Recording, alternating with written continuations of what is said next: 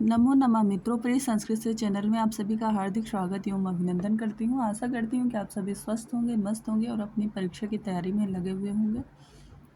ईश्वर से प्रार्थना है कि ईश्वर आप सभी को सीटेट की परीक्षा में सफल करे, सफल ही नहीं अच्छे अंकों के साथ उत्तीर्ण कराए। इसी शुभकामना के साथ आज के प्रैक्टिस सेट की शुरुआत करते हैं। जैसा कि आप सभी लोगों को पता है कि जो संस्कृत होता है, सबसे पहले एक बात आप सुन लीजिए। यदि मेरे चैनल के द्वारा आप सभी को थोड़ा बहुत लाभ हो रहा है तो चैनल को लाइक, सब्सक्राइब एवं शेयर अवश्य कर लें। हाँ, और दूसरी चीज़ ये हम बताने जा रहे थे जो आपको कि जो संस्कृत है उसमें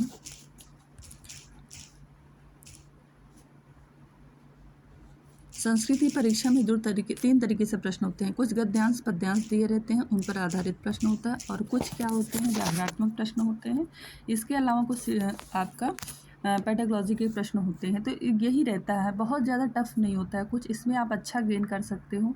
और प्रैक्टिस सेट अगर अच्छे से लगा रहे, बैक ईयर के पेपर भी सॉल्व करते रहे तो भी आप 25+ ही करके आओगे, ऐसा मेरा खुद का अनुभव कहता है। चलिए अब हम लोग प्रश्नों पर आते हैं। प्रश्न एक है जो कि पद्यांश से आधारित है। कह रहा है कि निम्नलिखित पद्यांश के आधार पर प्रश्न 1 से 5 तक के प्रश्नों का उत्तर दीजिए, और प्रश्न मतलब जो गद्यांश दिया गया है पद्यांश उसको पढ़िए, और पढ़ करके जो 1 से 5 तक के प्रश्न हैं उसी पर आधारित है, उनके उत्तर दीजिए। तो पहला प्रश्न कह रहा है कि यह श्लोक किस कवि से संबंधित है। तो अकारण विषकृत वैर दारुणात् असज्जनात् कस्य भयं न जायते, विषम महायु यस्य दुर्वचः दुस्सहं सन्निहितं सदा मुखे। अकारणात् मतलब बिना कारण के, विषकृत वैर दारुणात्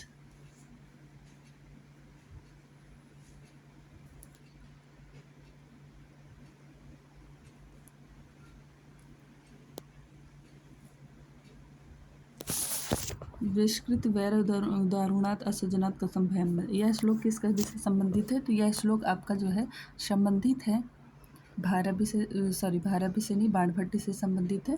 बाणभट्ट ने यह लिखा हुआ है। चलिए अगले प्रश्न पर आते हैं। प्रश्न संख्या 2 कह रहा है कि विषम महायो यस्य दुर्वचा में महाहेय पद में का क्या अर्थ है। तो महाहेय पद का अर्थ होता है सर्प, जो महासर्प, महान सर्प होते हैं, ऐसे सज्जन लोग होते हैं।